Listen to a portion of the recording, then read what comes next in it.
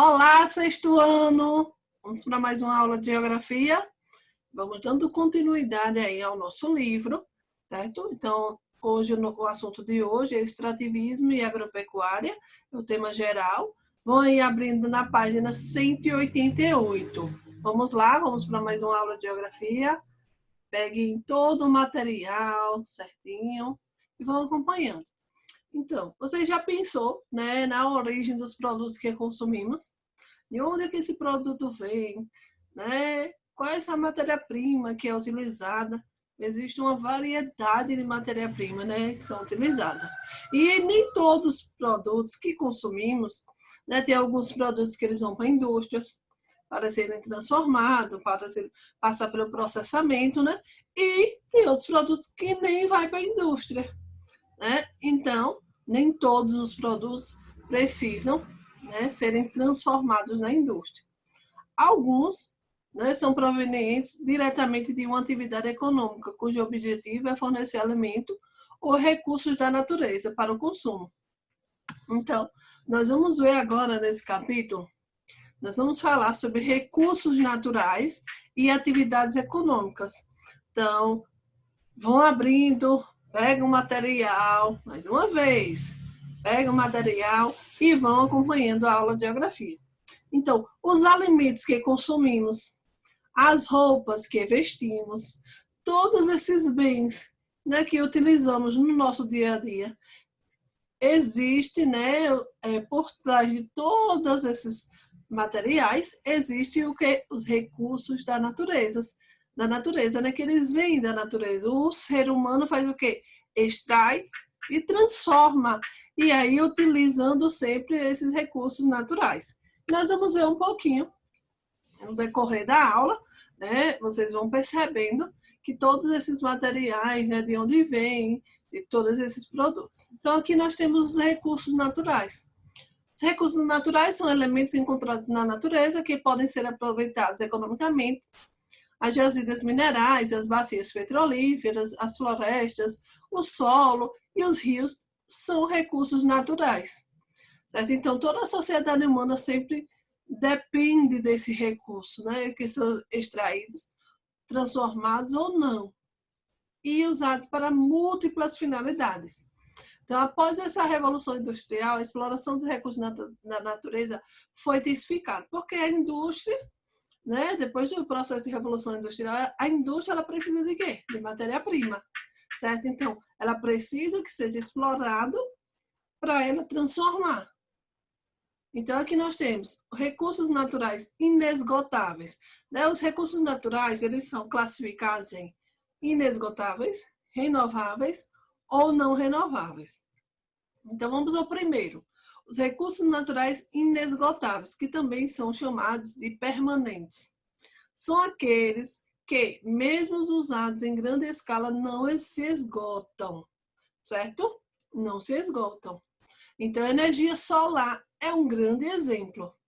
A energia solar, ela é utilizada sempre, né? E ela não se esgota. Não tem como dizer, chega, vai se esgotar, vai acabar a energia ali proveniente da radiação solar. Então, não tem. Por exemplo, aqui na imagem do livro de vocês, né, aqui são placas, né, que são utilizadas para transformar, absorver essa radiação solar e transformar essa radiação solar em energia. Então, é um recurso inesgotável. Gravem isso. Outros, vamos lá. Os recursos naturais renováveis são o que? São usados de forma adequada, podem ser expostos pela natureza ou pela ação humana, reposto, né, pela natureza e pela ação humana, como as florestas, os animais, o solo e a água. Então, aqui, por exemplo, do lado aqui, né, do lado esquerdo aí de vocês, madeira de reflorestamento em Jacareí. Então, os recursos naturais renováveis, eles devem ser usados de forma adequada, pensando no amanhã. Por exemplo, o corte da madeira, né, nas florestas. Beleza, certo? Se acontece esse corte e tal, mas se acontece o reflorestamento, replantar, né, essa madeira, essa árvore, tranquilo, ela vai ser um recurso renovável, porque aquela plantinha ela vai crescer, né? E o homem vai poder cortar novamente, né? Ele vai poder explorar novamente. Se não planta esse recurso, a tendência é o quê? Acabar. Ele virá um recurso esgotável. Então, mas renovável é quando tem condições, sim, de você usar adequadamente e sempre, né, pensando no amanhã. E aqui nós temos também os recursos naturais não renováveis, certo? Quer dizer o quê? Aqueles que se esgotam. Ou também que não pode ser reposto. Ou, por exemplo, um ritmo de reposição seja lento. Um exemplo é o ferro, o petróleo, o carvão mineral, e existe outros, né? Aqui nós temos à sua direita extração do carvão mineral em Siderópolis. Então, um exemplo, o petróleo, né? O petróleo, professora, ele vai, né, sendo reposto pela natureza, decomposição de animais e vegetais, mas só que é um ritmo muito lento. Por isso que ele é classificado um recurso natural não renovável, certo? Porque é um processo muito lento para se renovar. Recursos naturais e setores da economia. Os recursos naturais são vistos pelos seres humanos como bens que podem ser usados ou trocados como mercadorias para suprir suas necessidades, como moradia, alimentação, vestuário, etc. Eles costumam ser empregados como matéria-prima ou fonte de energia em diferentes atividades econômicas.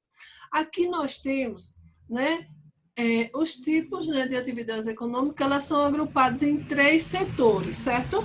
Então, setor primário, setor secundário e setor terciário. Setor primário vai reunir o quê? Agricultura, pecuária e extrativismo. Setor secundário abrange o quê? A produção de bens pela transformação de matérias-primas por meio do trabalho humano com auxílio de máquinas e ferramentas. Por exemplo, reúne as atividades industrial e construção civil. Então, setor secundário será referente ao quê? Atividades industriais e construção civil. Setor terciário abrange o comércio e a prestação de serviços. Transporte, setor bancário, saúde, educação, fornecimento de energia, etc. Então, por exemplo, professora Isana faz parte, né, de que setor econômico? Então, eu faço parte do setor terciário, certo? Então, eu presto um serviço à sociedade. Então, eu presto um serviço à sociedade na área de quê? Na área de educação.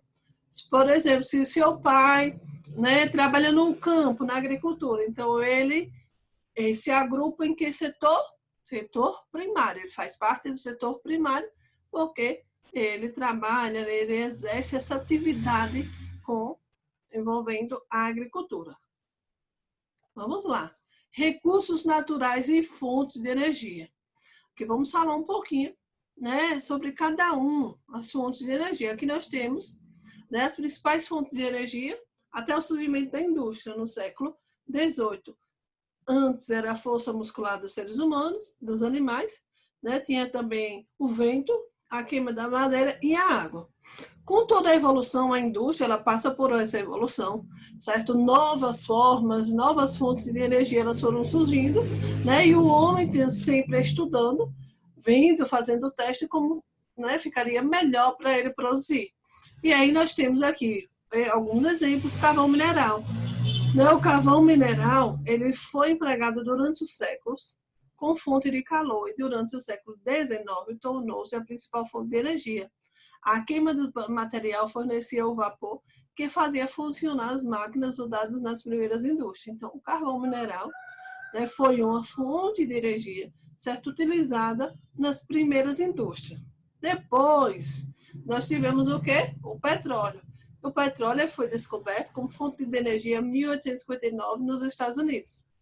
E aí, ele rapidamente acaba superando o quê? O carvão mineral, certo? E aí ele foi muito utilizado nas indústrias e até hoje né? O carvão, o petróleo é muito utilizado como fonte de energia e também hoje o petróleo é utilizado como matéria-prima, né? Produzir borracha sintética, plásticos, tintas, fertilizantes, gasolina, asfalto, querosene, óleos e uma imensidão de coisas que eles utilizam, né? O petróleo também. Aqui o gás natural, né? O gás natural é facilmente transportado, é menos poluente que o petróleo e o carvão mineral, é empregado como fonte de energia em vários lugares do planeta, é usado em fogões, automóveis, aos fornos e na geração de energia elétrica. Então, o nosso Brasil, né, ela importa o gás natural da Bolívia. Então, eles fizeram, né, essa negociação e importam esse gás e o gás natural também hoje é muito utilizado nas indústrias. Energia nuclear é usada para a geração de eletricidade, para mover embarcações marítimas e também para fins militares, como a construção de bombas atômicas, também empregada na medicina e na pesquisa científica. A energia nuclear hoje ainda é uma energia, é uma fonte de energia muito boa, mas tem algumas consequências que podem ter acidentes, né? E tem consequências gravíssimas. Hidrelétrica. Então, as hidrelétricas no nosso Brasil é uma fonte, né, de transformação de energia muito boa, certo? Ela é obtida. Como é que é obtida essa energia? A força, né, do movimento da água que ele represa nas barragens. E aí, quando as comportas abrem, que desce a água com toda aquela força, aquele impacto, vai gerando, né, movendo os turbinos, gerando a energia elétrica, que é a energia que consumimos no nosso dia a dia nas nossas residências. Termoelétrica é obtida do calor resultante da queima do petróleo, carvão mineral, gás natural e outros combustíveis nas usinas. Também, né, hoje é muito utilizada. E aqui nós temos as fontes alternativas de energia, né, que vocês já conhecem, é muito interessante, muito importante, e são recursos naturais que são renováveis. Por exemplo, vocês já viram lá nas páginas anteriores, energia solar, né, é conseguida através de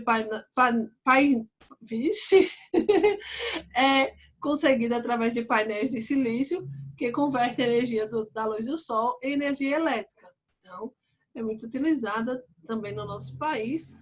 Hoje, grandes empresas estão colocando, né, essas placas, esses painéis, né, para reduzir os consumos a energia elétrica. Energia eólica também, olha aí, observe a imagem, no Rio Grande do Norte, né, produz muita energia eólica, é gerada pela movimentação dos aerogeradores, então, vocês observam aí, né, esses aerogeradores gigantes, a imagem está bem nítida, parece assim, aquele que a gente conhece, os cataventos, né? Então, o Brasil foi o 5º país que mais investiu nesse tipo de energia.